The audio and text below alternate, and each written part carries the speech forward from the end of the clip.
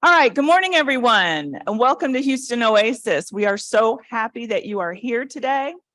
My name is Terry Hibbert-Ismert, and I am on the board of directors and a member of the care team.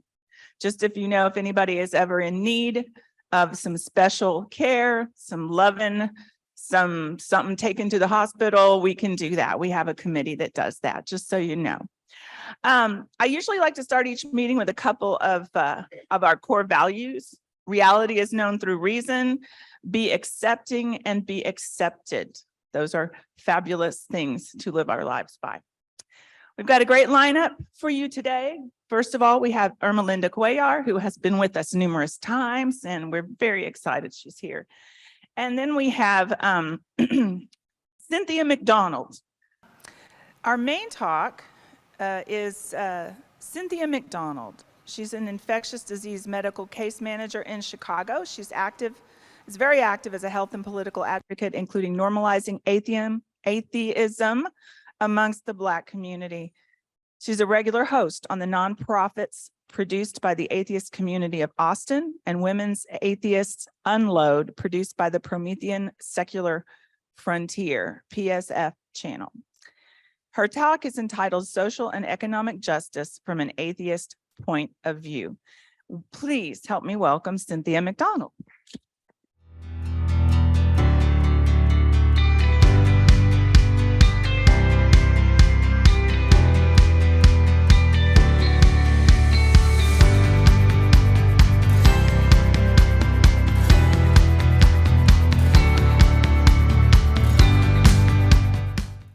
Good morning.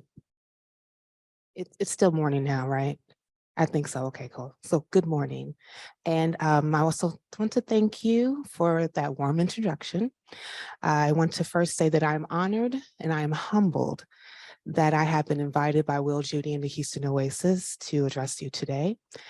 And I appreciate the hospitality that was actually shown to me as well. And again, I say thank you. James Baldwin, author, poet, activist, and sharp critic of the church, once said, "I love America more than any country in this world. And exactly for this reason, I insist on the right to criticize her perpetually." He also said to accept one's past, one's history, is not the same thing as drowning in it. It is learning how to use it. An invented past can never be used. It cracks and crumbles under the pressures of life like clay in a season of drought. Activism in this space happens because although one may love the land that they are from, does not mean the land has always loved them. It also means that if I do love this land, I must speak up when it is wrong and has brought harm to its first citizens. I use the term first citizens not as an insult to those who have come before or who have immigrated after America was established. I use that term because we know and how we determine citizenship was as a result of the ending of slavery and the adoption of the 14th Amendment. The opening sentence of Section 1 of the 14th Amendment defines U.S. citizenship as all persons born or naturalized in the United States and subject to the jurisdiction thereof are citizens of the United States and the state wherein they reside. There are certain rights that come with citizenship, such as freedom of speech, freedom of the press, freedom of religion, freedom of assembly, right to petition the government, and freedom of liberty in the pursuit of happiness. Citizenship also comes with responsibilities such as supporting and defending the Constitution against all enemies, foreign and domestic, staying informed of issues affecting your community, participating in the democratic process, example would be voting, respecting and obeying federal, state, and local laws, and respecting the rights, beliefs, and opinions of others. African Americans that were either enslaved or the descendants of the enslaved have kept the responsibilities of what is expected of a citizen, yet the rights and privileges that come with such a title have not always been extended to us. African Americans have supported and defended the Constitution against all enemies, foreign and domestic, because we have fought in every war.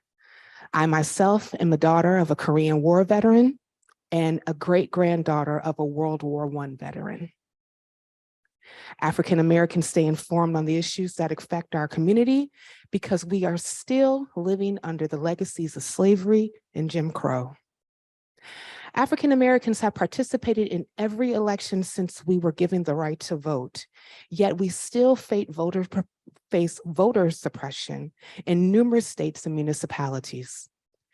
African Americans obey the laws of the land, yet we are incarcerated more than 5 times the rate of whites and at least 10 times the rate in 5 states.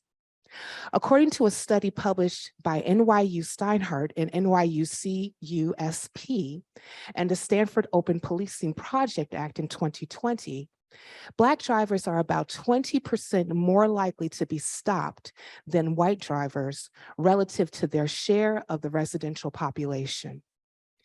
The study also found that once stopped, Black drivers were searched about 1.5 to 2 times as often as white drivers, while they were less likely to be carrying drugs, guns, or other illegal contraband compared to their white peers.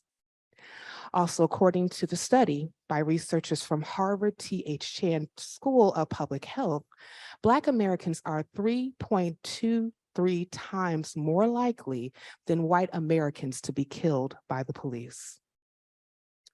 Another indicator of the privileges that come with citizenship is the opportunity to create and pass on generational wealth. Right before the March on Washington in 1963, Dr. Martin Luther King Jr. addressed a group of activists and organizers. He reminded them of the purpose of the march in the nation's capital. Often, most people think Dr. King was there so that he could speak about his dream. Components of that speech are often misused, misquoted, or misrepresented. The last misuse and misrepresentation I've witnessed was from Ken Ham in his panel from Answers with Genesis. King reminded his folks that this march is about gaining full citizenship status, which includes a proper share of wealth and economic inclusion. Quote, "At the time when America refused to give Negroes any land, through an act of Congress, our government was giving away millions of acres of land in the West and the Midwest. It meant that it was willing to undergird its white peasants from Europe with an economic floor. But not only did they give the land, they built land-grant colleges with government money to teach them how to farm. Not only that, they provided county agents to further their expertise in farming. Not only that, they provided low interest rates in order for them to mechanize their farms. Not only that, today, many of these people are receiving millions of dollars in subsidies not to farm, and they are the very people telling the Black man that he ought to pull himself up by his own bootstraps. Now, this is what we faced. And this is what is the reality. Now, when we come to Washington in this campaign, we're coming to get our check. King was referring to a policy called the Homestead Act of 1862. This particular policy lasted over 114 years. The government granted more than 270 acres of land while the law was in effect. The passage of the Federal Land Policy and Management Act of 1976 repealed the Homestead Act in the 48 contiguous states, but it did grant a 10-year extension on claims in Alaska.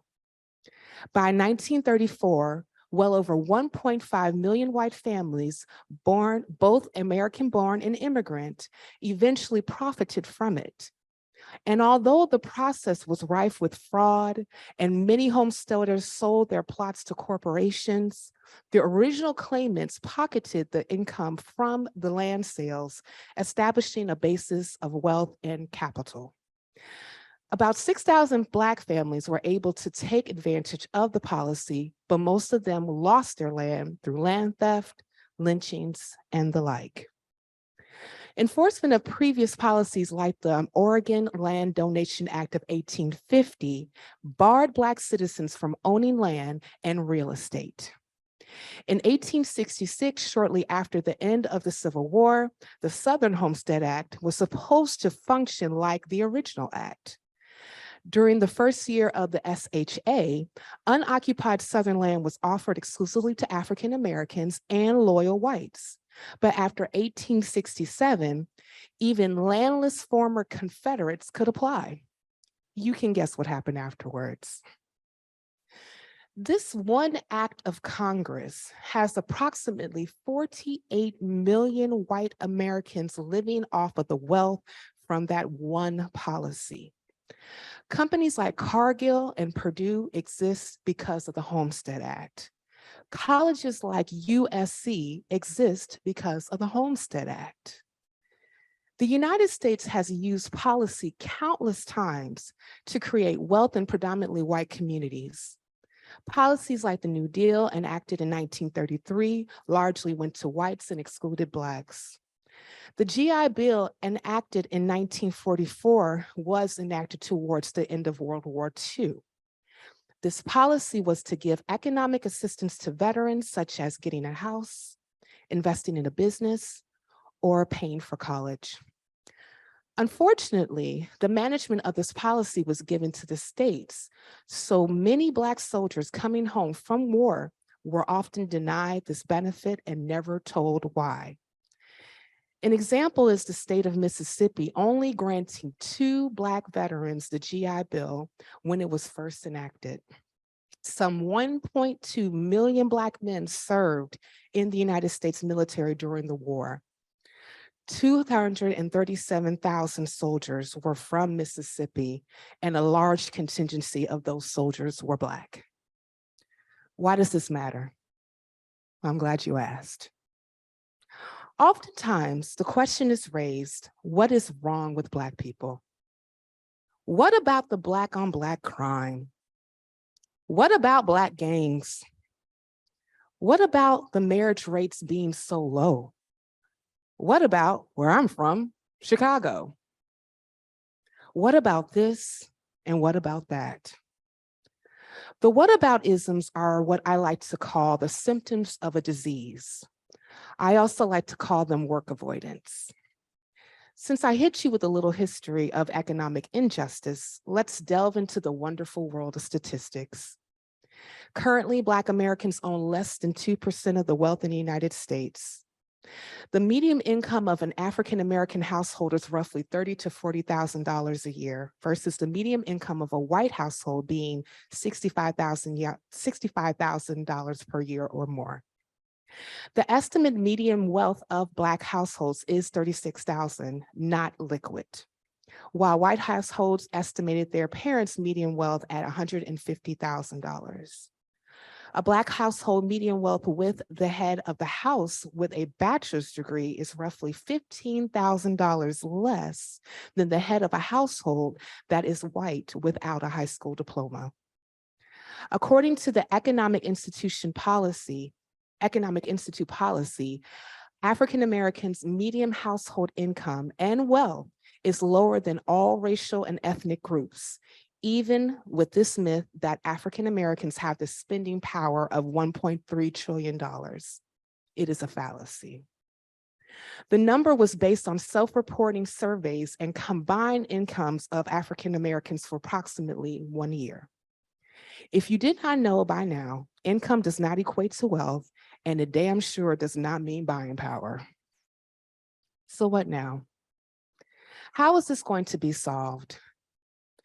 The only way this is going to be solved is how the government always solved the issues of groups of people coming into wealth: policy. Massive economic policy that specifically for the injured group is called reparations. This can be achieved through what leading reparations scholars like and Duke University professor Dr. William Darity calls ARC, acknowledge, redress, and closure. So before we go into ARC, I think it's important to define reparations. Merriam-Webster defines reparations as a repairing or keeping in repair, the act of making amends, offering expiation, or giving satisfaction for a wrong or injury, something done or given as amends or satisfaction. The Encyclopedia Britannica defines reparations as a levy on a defeated country, forcing it to pay some of the war costs of the winning countries.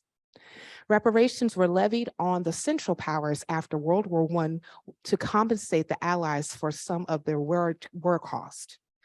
Another example is later definition is when the Germans were forced to pay reparations to Jewish Holocaust victims and their descendants if the victim did not survive. Other countries like France and Croatia, who were also complicit in this behavior, were also made to pay reparations. When the Civil War ended, Union General William Tecumseh Sherman met with former slaves that were pastors and other leaders in their community and asked them what they wanted.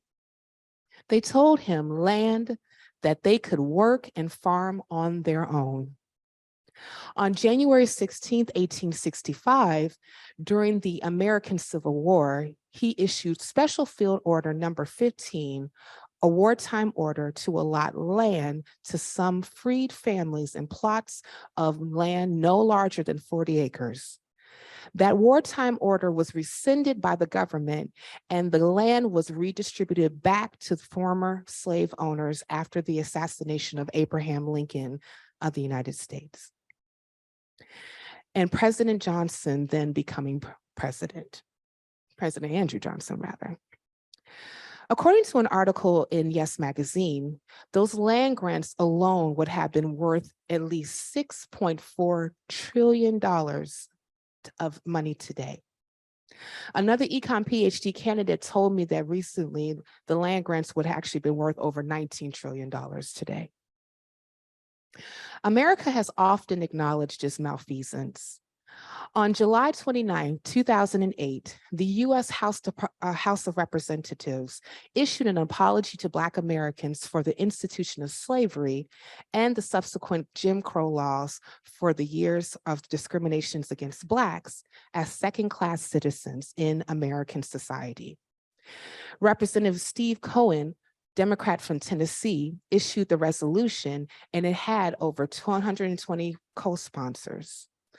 Along with acknowledgement, President Joe Biden in 2019 signed into law Juneteenth as a national holiday, acknowledging the last of the enslaved to be told in Galveston, Texas, the war was over and they were free.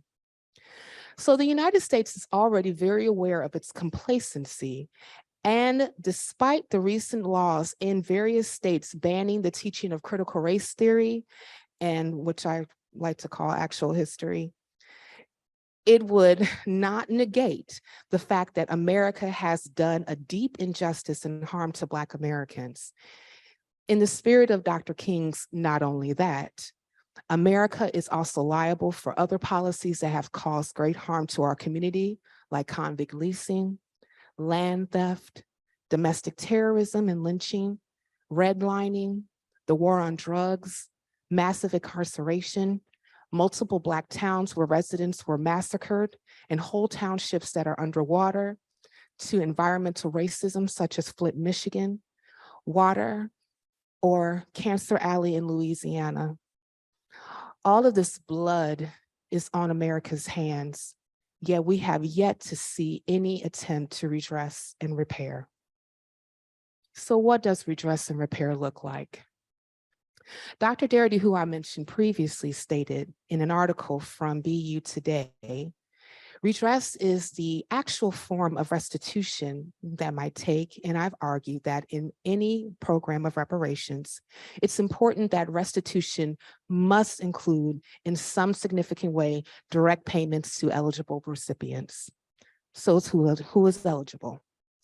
Dr. Darity's criteria, which I agree with, is a person who identifies as Black or African-American for at least 12 years before a reparations program is enacted and can trace their lineage to the institution of chattel slavery through at least one ancestor. Some have argued that this is an arduous task. I'm here to tell you it's not. According to the Smithsonian, before 1965, Black people of foreign birth residing in the United States were nearly invisible.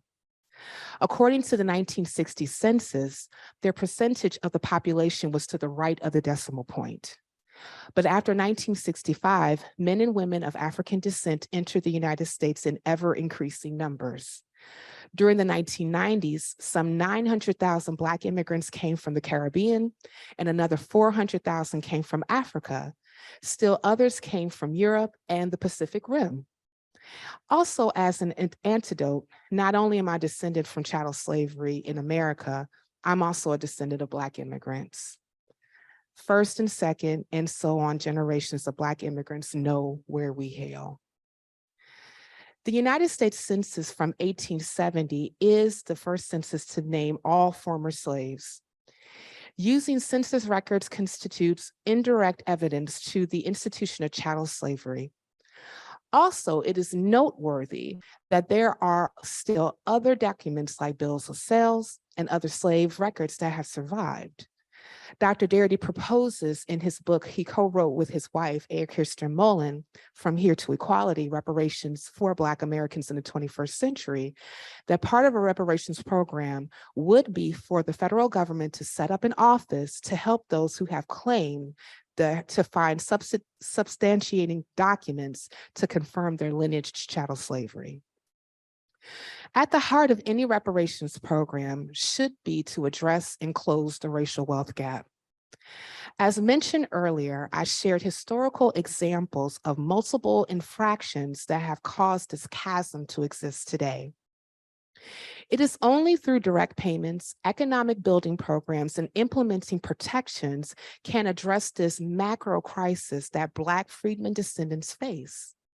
As stated, Black Americans own less than 2% of the wealth in the United States versus white Americans owning over 90%.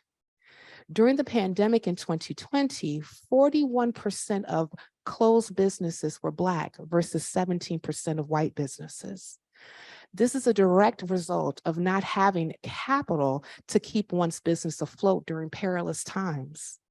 It is absolutely paramount to create a proper economic floor for African Americans. According to an AmericanProgress.org, the persistent Black white wealth gap is the result of a discriminatory economic system that keeps Black households from achieving the American dream. The system has always made it difficult for Black households to acquire and to keep capital, and this lack of capital has created a persistently large racial wealth divide. As African Americans have less wealth to pass on to the next generation than white households, there are several other obstacles to building wealth. Black workers often face labor market discrimination, including being steered towards occupations that are less secure, lower paying, and have fewer benefits and career advancement opportunities. These systemic obstacles to gaining access to good jobs are especially prevalent in the private sector. Opportunities to contribute to and benefit from innovation and advancements in technologies, and thus building wealth in high value added industries and occupations, are also limited for African American innovators and entrepreneurs, as federal government research funding regularly excludes them. Black households end up with lower incomes and less wealth than white households as a result. The financial system strips Black households of their wealth by denying them access to the same investment opportunities and affordable credit that white households have. This systemic bias makes it more difficult for Black households to participate in the stock market, to start and grow their own businesses, and to put away a rainy day fund while they carry costlier debt, such as car loans, credit card balances, and payday loans at the same time. Black households continue to face housing market discrimination, which makes it harder for them to own a home in the first place, and their houses appreciate less in value than those of white households. Additional factors such as systemically worse treatment in education, healthcare, and the criminal justice system also feed into the persistent Black-white wealth gap. Amid the fallout from the pandemic, state and local governments have made deep cuts to public sector jobs. Black workers have seen economic gains thanks to their hard work in the public sector. These incomes and wealth gains are now at risk again. In September 2020, 211,000 fewer Black workers had jobs in the public sector than was in the case in September of 2019. A reparations program should encompass all these factors to create a pathway of making a group of people whole. Support for education, support for entrepreneurial activity, and some resources to go to historically Black colleges and universities are absolutely necessary. But the preponderance of the funds must go to individual recipients. And they must go in such a way that we, in fact, eliminate the racial wealth gap. That should be the primary objective of any reparations project. So now let's discuss closure. Malcolm X said, if you stick a knife in my back 9 inches and pull it out 6 inches, that's not progress. If you pull it all the way out, that's not progress. They haven't pulled out the knife yet, and they won't even admit that it's there. According to Dr. Darity, closure is an agreement on both parties, that the culpable party and the victimized party, that the debt has been paid. But as I want to be clear that closure in that sense does not mean forgetting. An important dimension of the reparations program must to address issues concerning the memory of the events that led to the reparations commitment. Unfortunately, a proper conversation about closure cannot be had until the metaphoric knife is acknowledged. In the body politic that matters, we have seen piecemeal policies proposed, signed into law, benign neglect, and the like. Affirmative action, which was a policy to help minorities be added more to work and education spaces, have mostly assisted white women. The 13th Amendment still allows for the enslavement of convicted felons, and one is already aware of the disproportionate rate of Black men in US prisons. Black men are roughly 6% of the population, but they make up roughly 41% of the prison population. How? Even with the landmark Civil Rights Act of 1964, Dr. King said, until we commit ourselves to ensuring that the underclass is given justice and opportunity, we will continue to perpetuate the anger and violence that tears the soul from this nation. I fear that I'm integrating my people into a burning house. Continuing in the spirit of Dr. King, oftentimes faith leaders are credited with leading in the space of social justice. But what good has it done us? Even though one cannot deny the organizing efforts of churches along with organizations like the Southern Christian Leadership Conference, Black wealth is still at the bottom. Despite the ills we as a group have experienced, God is awfully silent concerning our plight, even though, according to Pew Research, 79% of Black Americans identify as Christian. Blacks are still disproportionately killed by police. Black infant mortality rate is still 2.3 times higher than whites. At every social and economic statistic, Blacks still find themselves at the bottom except for one, our God belief. Black Black theology has gone through periods of speaking on redemption of the Negro, liberation of the Negro, and as of late, the prosperity of the Negro. Redemption of the Negro often spoke of laying down one's burdens down by the riverside, or when we get to heaven, there will be no longer fetters or pain in this life. W.W. Wilbur, an infamous slave auctioneer, as a means to advertise, Wilbur would store tokens to the public and dispense them to customers when he gave change, which was valued at 1 cent at the time. He was also minting and sold shackles with his name on lots of slaves sold.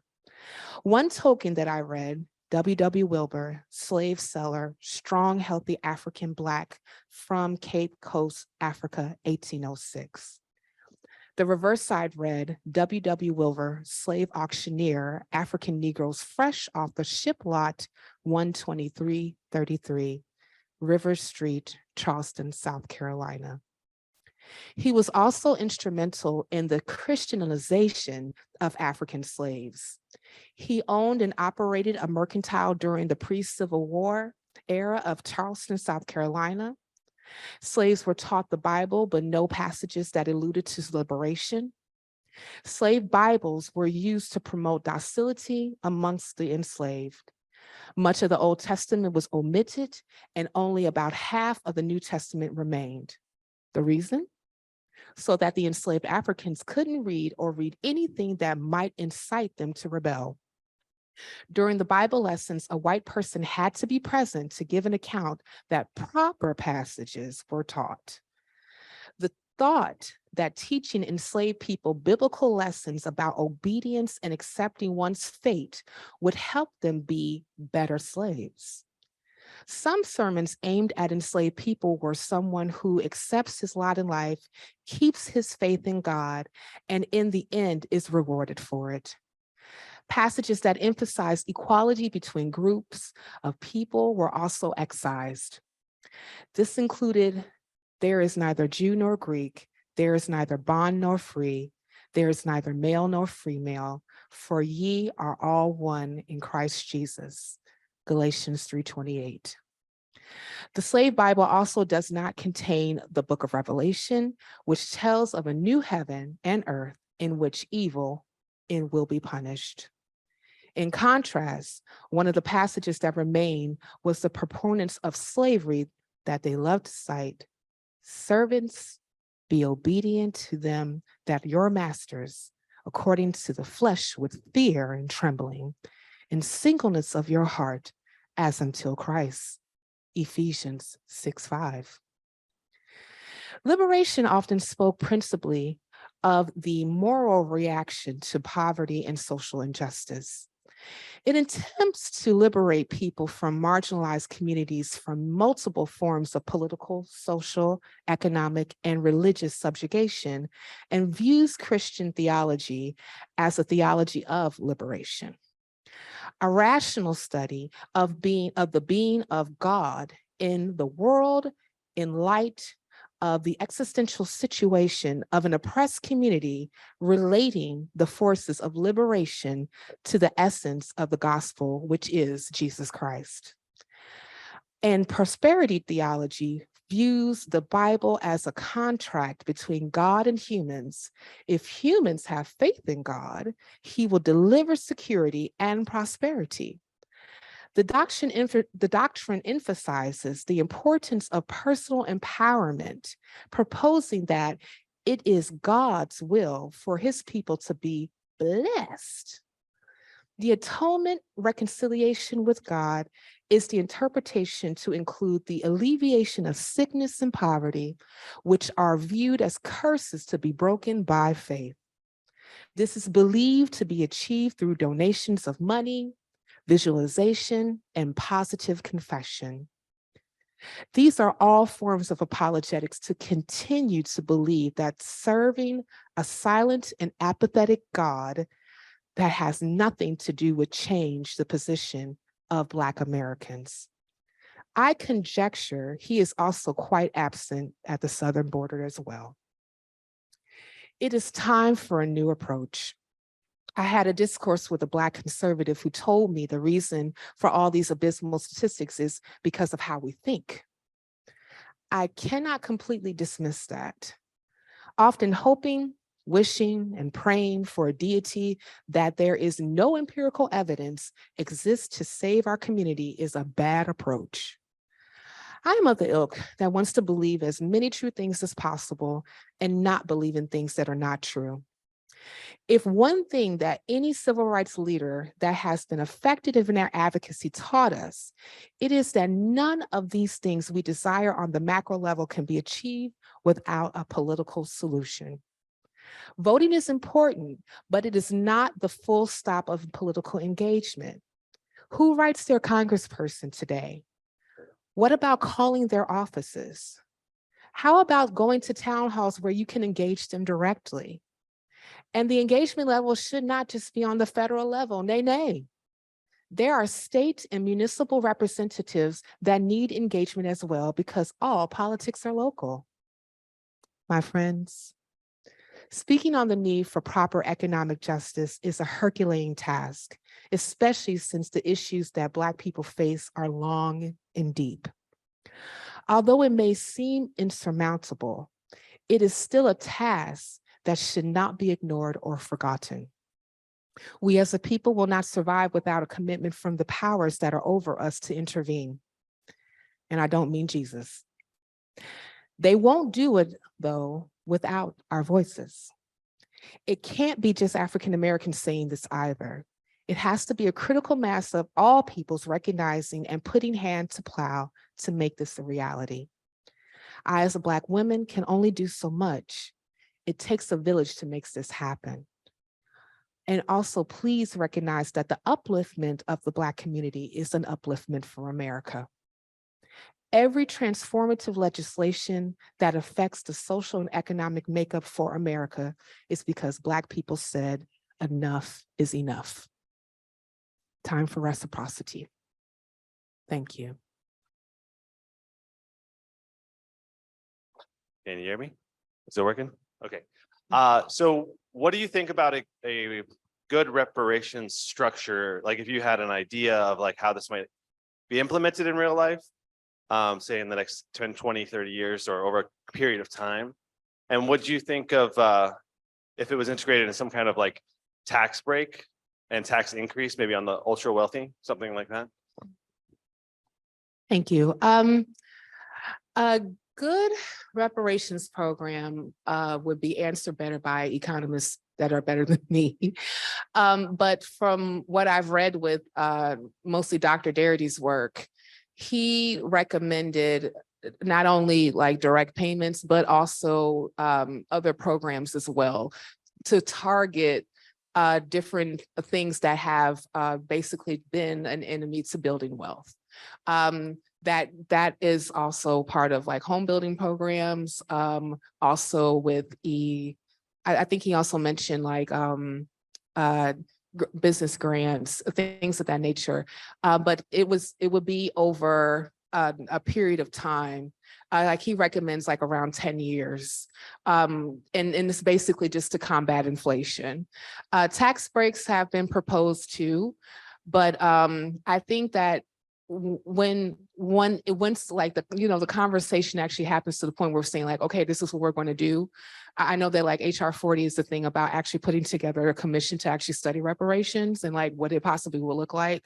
In California right now, they have actually enacted a task force to do the very same thing and make recommendations about what could be actually looked at a holistic level to really talk about closing the racial wealth gap, dealing with health, dealing with education, dealing with a lot of the ills that the Black community faces to this day. I hope that answers your question. All right, thank you. Behind you. Good morning. Morning. You mentioned how African Americans, upon entry to the country as slaves, were forced, for the most part, to become Christians.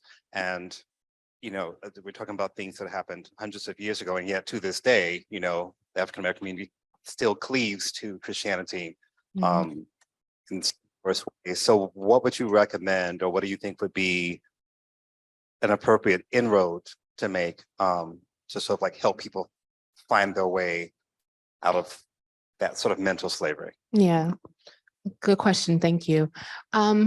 Well, one of my components of activism is really talking about normalizing atheism in the Black community. Because, matter of fact, we were just talking earlier today about how religion, and especially Christianity, and what is considered to be Black are almost synonymous. I remember coming out of religion myself. I was a practicing Christian for years. And one of the things that I dealt with a lot, especially with some of my former church members, is kind of like a shunning of a bit, or a wagging of the finger, saying, well, now that you don't believe, you're going to hell, or things of that nature, or saying, well, if you don't believe in God, you ain't Black. I'm like, last time I checked, I am, I'm like that. None of the things that I care about or value as a member of the Black community have changed. The only thing that is I just changed my position on what I believe. And I think that a lot of times when it comes to African Americans, we have made church be a central part of building community. It's pretty prevalent. I mean, in a lot of different cultures, that is the case. And, especially since like Christianity is such a predominant religion all over the world. But it's sometimes kind of you get kind of attacked a little bit, like especially when you're coming out, depending on where you are. I mean, like I'm lucky that when I came out as atheist, my family was like, okay, but then again, like they were Christian, but they were mainline Protestant, like Anglican, Episcopal. So, church is just something that you did for an hour on Sunday. It never really was like something that was like completely integral to everything that you do. But I know some of my counterparts where they could not come out to their families because their families would disconnect themselves from them, and other church members, they just couldn't do it. So, and I think a lot of times, like a lot of people conflate everything horrible with atheism. We cook babies on Saturdays, we worship Satan, we have no moral values. We just want to sin, So like, I think that if you get to the point where we can more so normalize atheism, show that we're just people too. We just have a different stance than you. And I don't cook babies on Saturdays. And I think a lot of it has to do with just like education. Like if we can get to the point where we can educate more people about what it is just to be, a person that has no belief, and also helping to build community. I think this is like a great gathering. And a lot of times what keeps people, like I mentioned before, in church is because of they're afraid of losing their community. So being able to build community and gatherings and actually saying that, hey, this is a safe space for you so that you can come. That's why I love doing the work that I do with the Black non-believers. I love their mission about really creating safe spaces for Black folk. So when they're coming out of religion, they have somewhere to go. So I think that if that's something that can be implemented more for people who really care about building community and creating safe spaces and educating others about what it is just to be a non-believer, that's the best first step. Thank you. Cynthia, that was wonderful. Thank you so much for sharing with us and teaching us a lot today. And you have the most beautiful voice. It's just lovely. Hello. Hey, folks, Richard Andrews here. You may know me as the Oasis treasurer. Today, I'm also the Lost and Found department. So if you recognize the baseball cap, the water bottle, or the black zipper jacket, please come pick it up for a nominal fee. No. Speaking of nominal fees, some of you have already given. Thank you very much for that. We have a black hat in the back. We're modern enough now. Abhishek has even given us a QR code, so you can use that. We have Square, various ways to give. We do pay the musicians every week, and we have rent and stuff like that. So If you're able to give, that'll be great. If you're not able to, that doesn't matter. We still love having you here. If you've chosen a less worthy charity, we understand. So thank you so much. And where's lunch today, folks? Oh, at Dolly's? Oh, Abdullah. Okay. So yeah, join us at Abdullah for continuing the conversation afterwards. And I'll speak to Cynthia afterwards if she wants to get paid. And do we have anything else to say? No, not really, but just check out all the exciting things we have going this week. I'm not going to read through all of them because we're already past our 12 o'clock time, but we have a lot of upcoming things. Next week will be Hermat Mehta and Sam Robbins. So please come back, enjoy, tell your friends, and we'll see you soon. All right, thanks. So Ermelinda, we'll start with Ermelinda. She's a jazz and Latin music singer, well known at Houston Oasis. Born to Peruvian parents in Texas, she's recognized for her inventive improvisations and passionate storytelling in both English and Spanish. And we always enjoy your music and we're so glad that you're here. Go for it.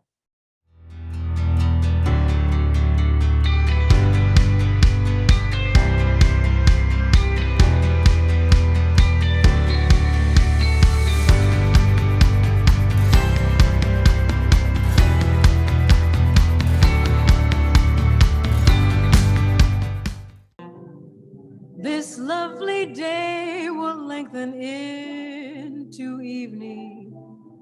We'll say goodbye to all we ever had. Alone, where we have walked together. Well, I'll remember April and be glad. I'll be content. You loved me once in April, your lips were warm, and love and spring were new. But I am not afraid of autumn and her sorrow, for I remember April and you. The fire may dwindle into glowing ashes, for flames and love last such a little while. No, I won't forget, and I won't be lonely, for I'll remember April and I'll smile.